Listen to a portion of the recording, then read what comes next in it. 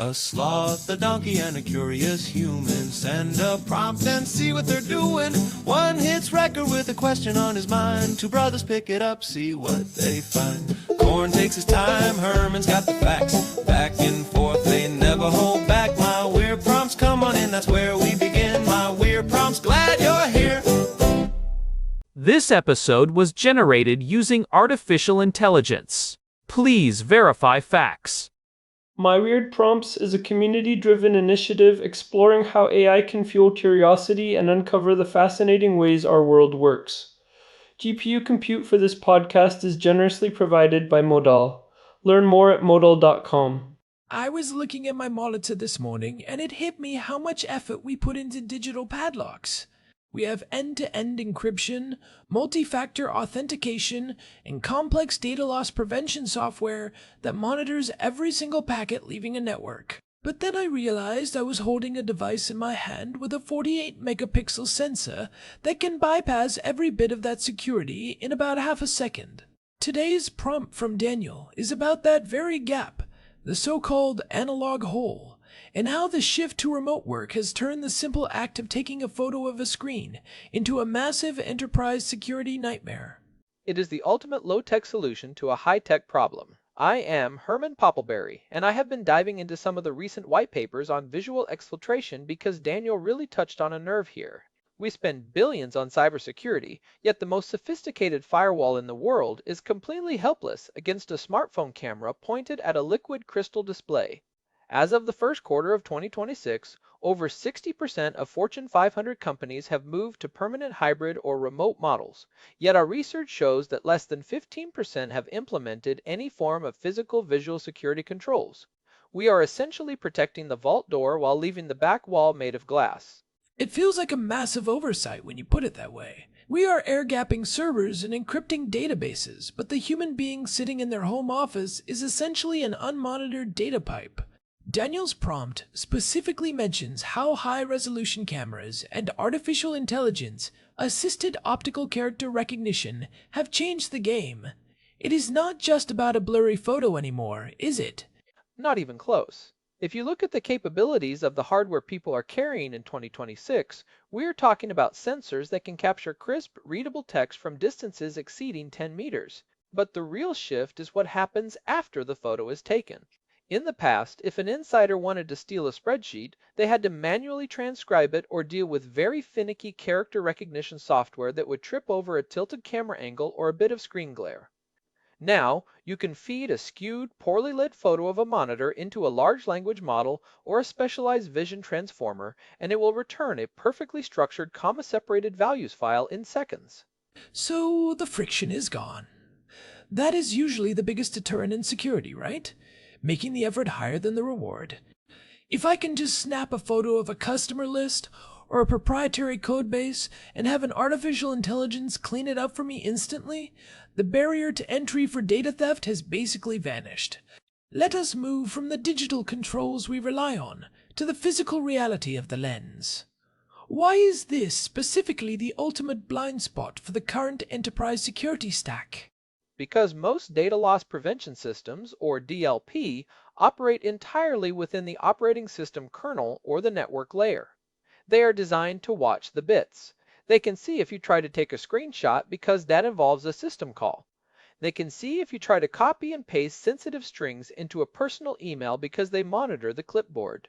They can even block you from uploading certain file types to the cloud by inspecting packets. But they stop at the edge of the glass. The moment those digital bits are converted into photons by your monitor, they enter the analog world where your corporate security software has no jurisdiction. This is the physics of the analog hole. You are converting a digital signal into a visual one for a human to consume, and once it is light in a room, any sensor can grab it. I love that framing, the photons of a leak. It reminds me of that discussion we had back in episode 9090 about physical information security and what people leave in their trash bins. This is just the high-tech version of that. Instead of a dumpster diver finding a printed memo, you have a remote worker or even a bystander in a coffee shop capturing a digital memo through a lens. And the coffee shop scenario is actually becoming a primary vector. We have seen reports recently of what researchers call the long-distance lens threat.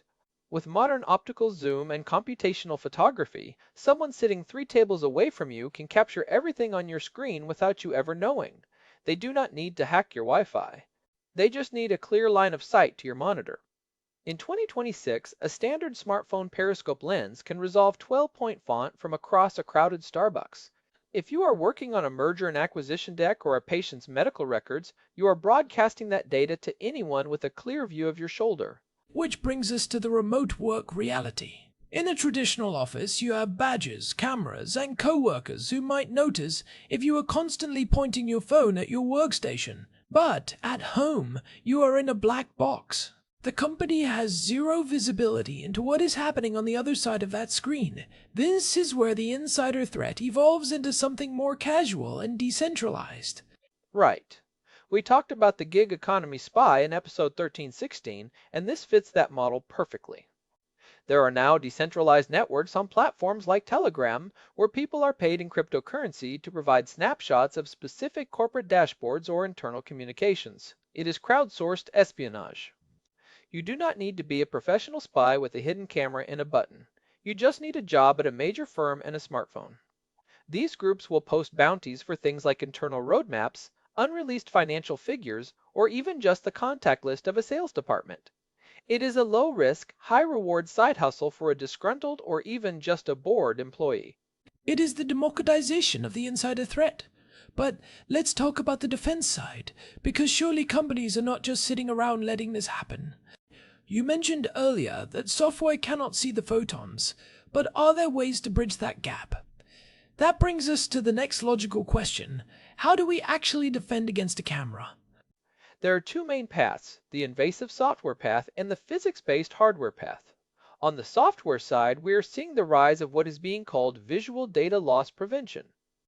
These are systems that use the employee's own webcam to monitor the environment in front of the screen. They use computer vision models, often based on the YOLO architecture, which stands for You Only Look Once, to detect the shape of a smartphone or a camera. If the software sees a lens pointed at the monitor, it instantly blacks out the screen and logs the incident. That sounds like a recipe for a human resources nightmare. If I am a remote worker, do I really want a computer vision model constantly scanning my home office to see if I'm holding my phone? What if I'm just checking a text from my wife? That is the privacy security paradox. To secure the analog whole, you have to monitor the physical space, which is the one place remote workers expect privacy. Some systems are trying to be more surgical about it by using gaze tracking. Instead of just looking for a phone, they track the user's eyes. If the user's gaze shifts away from the screen while a sensitive document is open, or if the camera detects a second pair of eyes in the frame, it triggers a lock. But even then, you are asking employees to accept a level of surveillance that feels very Big Brother. I can see the logic, but it feels incredibly invasive. It is like having a security guard standing over your shoulder in your own living room. Is there a hardware solution that is less Big Brother and more physics-based? Privacy screens are the most common hardware defense. Those are the films you stick over your monitor that use micro-louver technology to narrow the viewing angle. If you are not sitting directly in front of the screen, it just looks black. That helps with the coffee shop bystander or the person looking through your home office window, but it does nothing to stop the person actually sitting in the chair from taking a photo. Right, because the person authorized to see the data is the one holding the camera. This brings up an interesting point about how we treat digital data versus physical documents. If I had a folder marked confidential on my desk in 1990, I knew I had to keep it locked up. But because our screens are so ephemeral and we look at them all day, I think we have developed a casual attitude toward the information they display. We have lost a sense of the physical weight of data. There was a fascinating case study from early 2025 that people are calling the Snapshot Breach. A senior developer at a fintech firm called Apex Ledger was working from home and ran into a complex bug. He took a photo of his screen to send to a colleague on a non-work messaging app because he thought it would be faster than a formal screen share. What he did not realize was that his screen also had a terminal window open in the corner with live production credentials. That photo was eventually leaked when his personal cloud account was compromised. Within 6 minutes of that photo hitting the cloud, an automated script had scraped those credentials and drained several high-value accounts. So it was not even malicious intent. It was just a lapse in operational security because he treated the screen like a casual workspace instead of a secure terminal. That really highlights the human sensor problem we discussed in episode 779. In a world where everyone has a high-definition sensor in their pocket, the line between a civilian bystander and an unintentional intelligence asset is practically gone. And the speed of artificial intelligence makes that unintentional leak permanent. Once that photo is in the wild, an automated script can scrape those credentials and use them before the developer even hits send on his message. We are moving from a world where data theft took planning and technical skill to a world where it happens at the speed of a shutter click. So if the software solutions are too invasive and the hardware solutions are too limited, where does that leave us? Are we just going to have to accept that visual exfiltration is an unpluggable hole? Not necessarily. There is some really cool research into digital watermarking that is invisible to the human eye but becomes obvious when photographed. They can manipulate the refresh rate of certain pixels or use steganography in the font rendering. To you, it looks like a normal spreadsheet. But if you take a photo of it, the interference patterns between the screen's refresh rate and the camera's shutter speed will reveal a hidden watermark that says unauthorized copy or even identifies the specific user ID. It is based on the Nyquist-Shannon sampling theorem. The camera is sampling the light at a different rate than the screen is emitting it, and that difference can be used to hide data. That is clever. It is using the physics of the camera against itself. It doesn't prevent the photo, but it makes the data radioactive. If you try to sell that data or post it online, everyone knows exactly where it came from. It is a strong deterrent, but it still doesn't stop the initial exfiltration. If I am a state actor or a serious corporate spy, I might not care if the data is watermarked as long as I get the information. This is why some high-security environments are moving toward a zero-trust physical model. Define that for me. What does zero trust look like in a physical room? It means assuming that the physical environment is always compromised. Some companies are experimenting with virtual desktop infrastructure where the actual data never even reaches the local machine. It is rendered on a server and streamed as a video feed. They can then add heavy visual noise or moving backgrounds that make it very difficult for optical character recognition to work, but that the human brain can easily filter out. Imagine trying to read a document through a screen door that is vibrating.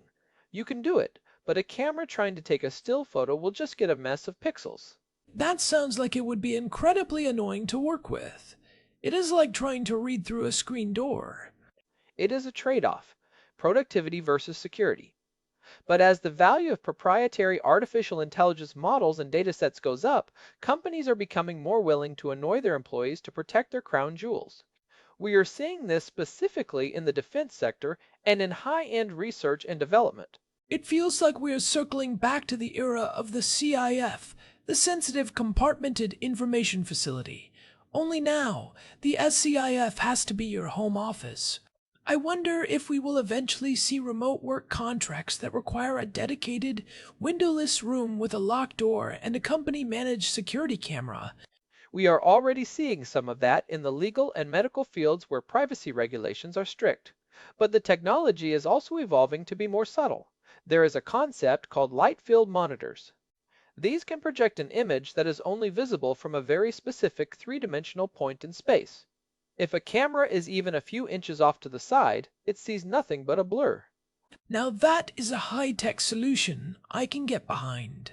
It solves the bypasser problem and the unauthorized camera problem simultaneously, without needing to watch the user. But I imagine those monitors are not exactly cheap. They are currently in the thousands of dollars, but as with all tech, the price will drop. The question is whether companies will invest in that hardware or if they will just stick with the cheaper, more invasive software monitoring. Given the current corporate climate, I suspect many will choose the webcam monitoring route first. Which brings us to the policy side of this. If I am an employer, how do I set expectations for this? You can't just tell people not to have phones in their houses. You have to change the culture around the screen. We need to start treating the monitor with the same reverence we use to give to a physical safe. One practical takeaway for anyone listening who handles sensitive data is to use hardware privacy filters as a baseline.